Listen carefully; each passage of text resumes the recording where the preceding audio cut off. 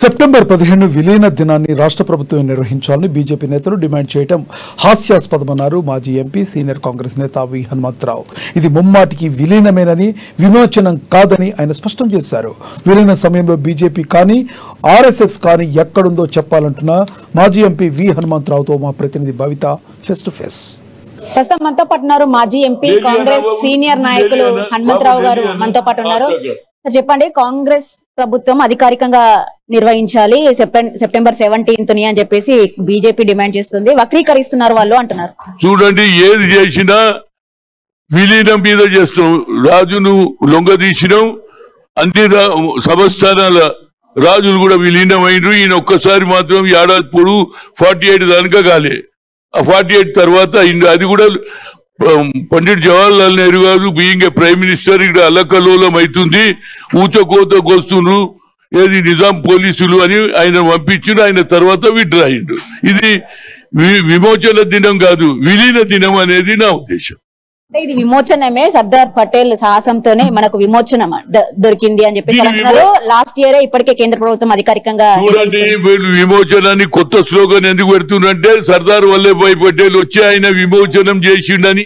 అది మేమేమంటున్నాం, ఆ రోజులలో స్వాతంత్రం వచ్చిన అన్ని సామంత రాజులు దొరలు అందరు విత్డ్రా అయ్యి బేర్ స్ట్రీమ్ లో వచ్చిండ్రు. అదే విధంగా పండిట్ అయిన ఎవరు నిజాం కూడా విత్డ్రా చేసుకున్నాడు. కాబట్టి ఇది విత్డ్రా అయిండు.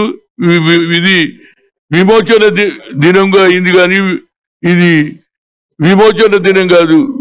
దీన్ని మన ఏది విలీనమైంది అనేది నా ఉద్దేశం. కాంగ్రెస్ పార్టీ బీజేపీ ఎక్కడుందో చెప్పాలి అని అంటున్నారు.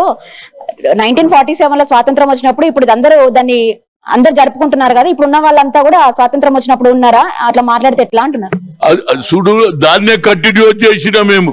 ఎందుకంటే నెహ్రూ, అదేవిధంగా మహాత్మా గాంధీ, సర్దార్ వల్లభాయ్ పటేల్ అందరు కొట్లాడి స్వాతంత్రం తెచ్చిండ్రు కాబట్టి దాన్ని కంటిన్యూ చేస్తున్నాము.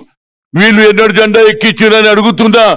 స్వాతంత్రం వచ్చిన 50 ఏళ్ల తర్వాత ఏది ఆర్ఎస్ఎస్ ఆఫీసులో జెండా ఎగిరేసి అప్పటిదానిగా మీకు జెండా తెలియదు రాబోయి. పింగళి వెంకయ్య ఎవరో తెలుసా మీకు? తెలుగువాడు, ఆంధ్ర తెలుగువాడు జెండా తయారు చేస్తే దాన్ని మహాత్మా గాంధీ గారు ఏకీభవించి ఆ జెండానే ఇవాళ ఎగిరేస్తున్నాము. పింగళి వెంకయ్య గారి గురించి తెలుసా మీకు? ఎప్పుడన్నా పింగళి వెంకయ్య గారి గురించి మాట్లాడినా మీరు అని నేను అడుగుతున్నా.